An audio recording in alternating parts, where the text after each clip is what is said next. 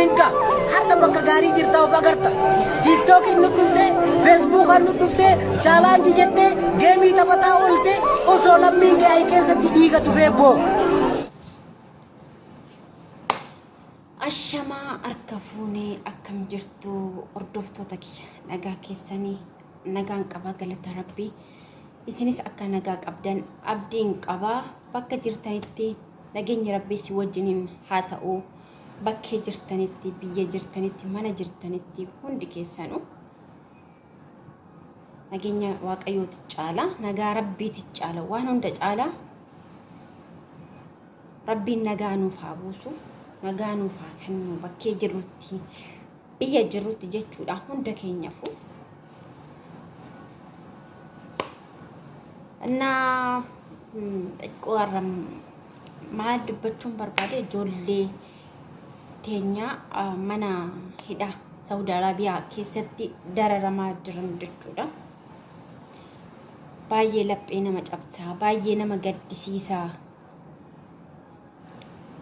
ጋ ከነ ጀዳሜ ወንተ ድበተሜ ኡሙምቲ ወንተ አርጊኑ ሚዲያ ረቲ አግኔ እኩባ ሳኒሳን wanta isaan keessa jiran sanree arguu firree baannu maal isaan akka keessa jiran hin mul'ata jechuudha miidiyaarra daddarbaa jira baay'inaanii baay'ee mul'achaa jira baay'ee garaa nama nyaataa garaa nama raasa baay'ee namatti dhaga'ama jechuudha uga akka namummaa kiyyatti baay'ee natti dhaga'ame akka nama tokkotti baay'ee natti dhaga'ame uga rabbi baay'ee garaa nama nyaataa akka tobboleewwan keenya mana hidhaa keessatti dararamanii beela'anii simintoo qorraarra ciisaa feestaala gurraacha uffatanii gubaa kanaan jechuudha gizee kana hin beektu warroonni biyya ormaa jirtan barhaa gizee kanaan jechuudha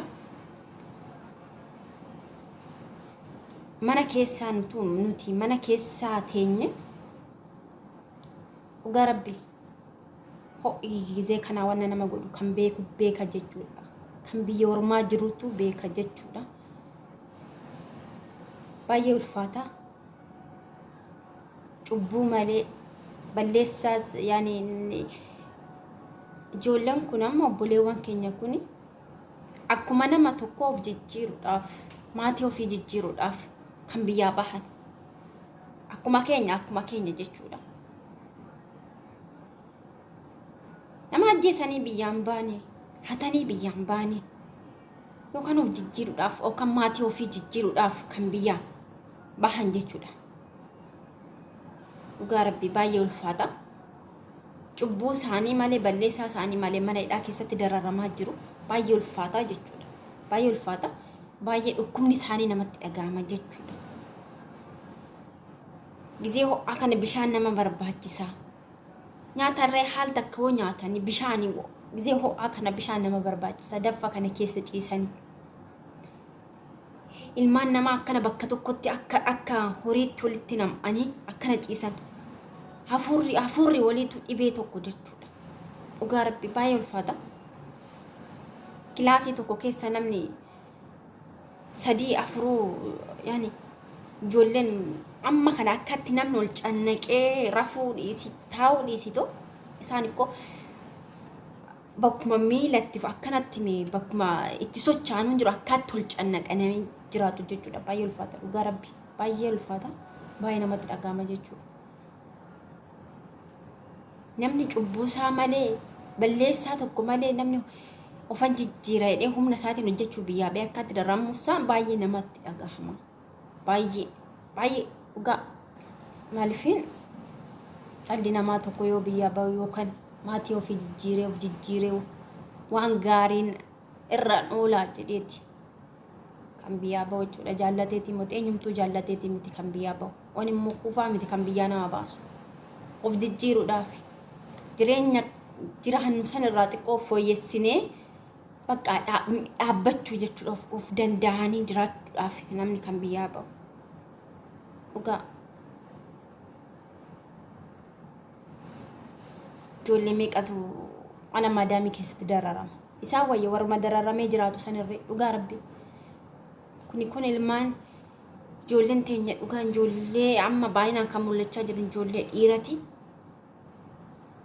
Ijoollee dubartii baay'inaan mul'atan ijoollee dhiira tan argaa jira miidiyaa kanarra deemaa jira obboleewwan keenya dhiiraa jechuudha. Ijoolleen dubartii yoo ilmaan baatanii kan garaa qabu jira. Daa'imti ho'a kana keessa dandeessi. Amma fakkeenyaaf ani ho'a hin danda'u dhugaa rabbi. Odoon bakkee isaanii bu'eetini ani bakkee isaanii sana osoo bu'ee osoo roobee kan turu bakka tan du'a. Amma maaliifan ofan beeka sila ta'eef ho'a xiqqeeshumoon gadi ba'e afuura tollaan qataan. Maaliifin amma fakkeenyaaf mana kaawuyyaa keenya tokko bakkeen uffata tokko sun mukayyeen inni ho'u baay'ee hin qorru hin ho'a. Bakka afuura tollaan qata jechuudha. Ho'a guddina afuura tollaan qata gizee lafti naazooru jira. Yaani jira garuu baay'ee hin qorruudha. Ammoo akka isaaniitti osoo akkanatti jiraadhee bakkee isaanii osoo hin bu'e ani wanna lubbuudhaan jiraadhu natti fakkaatu. Rabbiin immoo waa lama nama hin balleessu rabbitu muka. Arraan isaan geemee waaqayyoon isaan haa gargaaru. Amantii qabnu rabbiin haa kadhannuu fi waaqayyoon bira haa dhaabbatu. Dhugaa rabbii baay'ee ulfaata. Baay'ee iyyamaa jira miidiyaa kanarras baay'ee wawwaatamaa jira mangistiin keenyas kana argee egaa rabbiin garaa laaffisee fi ijoollee tana waaqayyoon gubaa kana keessaa baasee karaa biyya isaanii maatii isaaniitti galan.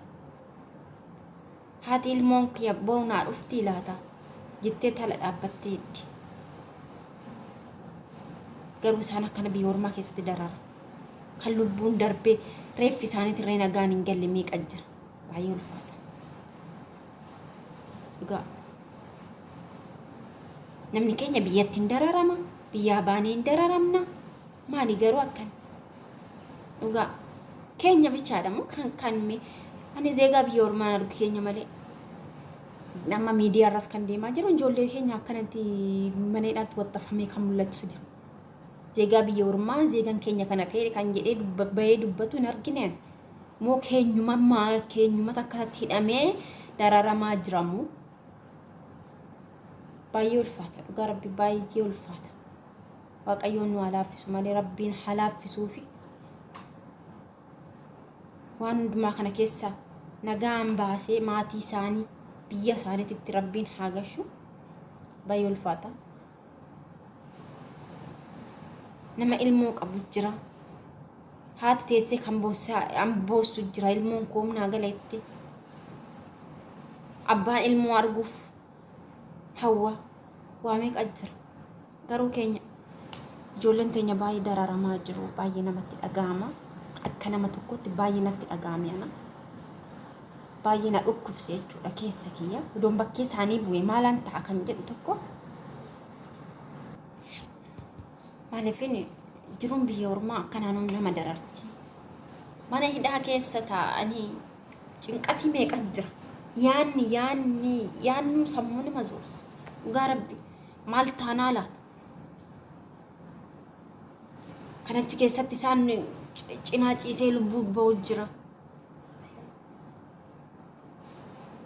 Sunis arraan du'aa laata boruun du'aa laata jedhee yaadduun cinqatiinuu sammuu namaa zoorsa jechuudha. Cinqatiin achi keessatu sammuu namaa zoorsa. Akka dhala namaatti jiraachaa hin jiran. Horiin okkoo bootaa bal'aa malee ciisee hin bulu bara. Dhala namaa dhiisitu. Horii dhafuu namni hin mararam. Namni keenya horii dhafuu garaa wannoodha.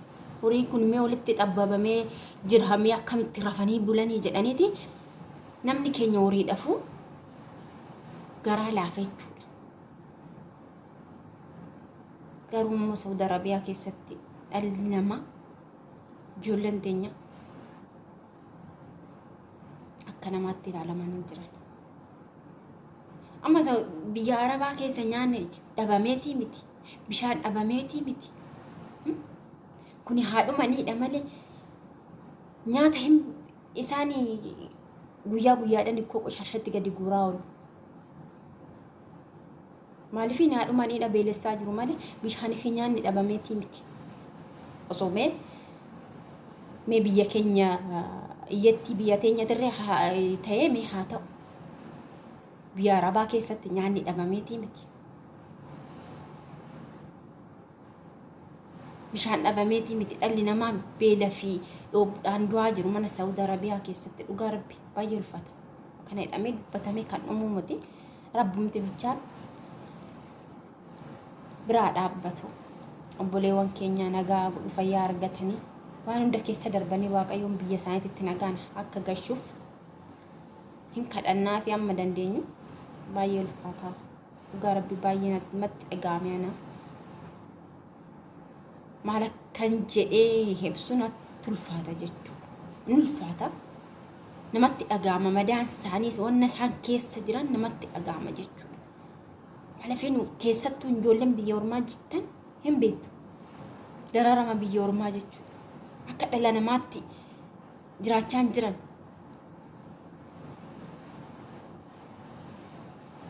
Kun amma viidiyoon kana araabamee yookaan immoo footoon kaa'amee gallakkifame kun mataadha malee wanti meeqa jiraachi keessa wanti hin argamu kan tumamaa jiran. Baay'ee ulfaata dhugaa rabbi waaqayyoon bichaa laaffiseetii fi biyya ormaati isaan agashu maatii isaanii wajjin nagaan cubbuu isaanii malee namni nama ajjeesetu akka gaariitti hidhama. Isaan cubbuu isaanii malee balleessaa tokko malee mana hidhaa akka wattafamanii taa'u akka horii. Dhugaa rabbi baay'ee ulfaata. Waaqayyoon isaanii haa laaffisu. Dhagaan biyya isaaniitti agashu. Siniin jedha daawwattoota kee amma natti dhaga'ame dubbachuun barbaade. Maaliif anis nama anis obboleettiin qaba obboleettiin qaba. Akka anis biyya ormaan jiran natti dhaga'ame madaa isaanii madaa kiyyaa. Waan hin jedhu tokko natti dhaga'ame jechuudha. Anas wanta na mudatu hin beeku. Biyya ormaan jira jechuudha boo. Wanta na mudatu hin beeku jechuudha. Biyya ormaatti wanta nama mudatu hin beekan. Balleessaa kee malee balleessiteedhanii kan cubbuu sirra kaa'an meeqa jira. Mana maadaamisti ijoolleen teenya dararamaa jirtu meeqa jira. Ijoolleen teenya mana maadaamtitti waggaa tokko isaa ji'a meeqa hojjetanii gadi baasanii akka qoshaashatti gadi gata meeqa jira. Ijoolleen meeqa damoo isa dhawwatamtee boochuu jira. Maaliifin wantan argaa jirus wantan dhagaa jiru jechuudha. Baay'ee ulfaata. Jireenyi biyya ormaa walii galatti baay'ee ulfaata. Rabbumti nu haa laaffisu malee rabbumti keessaa nu haa baasu. Gahee jedheeme biyya keenyaafis nagaa godhee nama biyyaa baqa biyya keenya hawwinee itti gallee itti hojjannee itti jijjiiramnee namas baqa biyya ormaatti baqachuu hafu nu haa goosisu rabbiin. Inaafu keenya biyya ormaatti baqachuun kun asii ogalu boo kun achi ol dhufuuf boo jireenyi biyya keenyaatis namatti ulfaata. Kanaafuu rabbiin nu haa laaffisu. Dhugaa rabbii kana jechuun barbaada. Sinan jaalladha bakka jirtanitti fayyaa ta'a. Hamtuu sinin argine.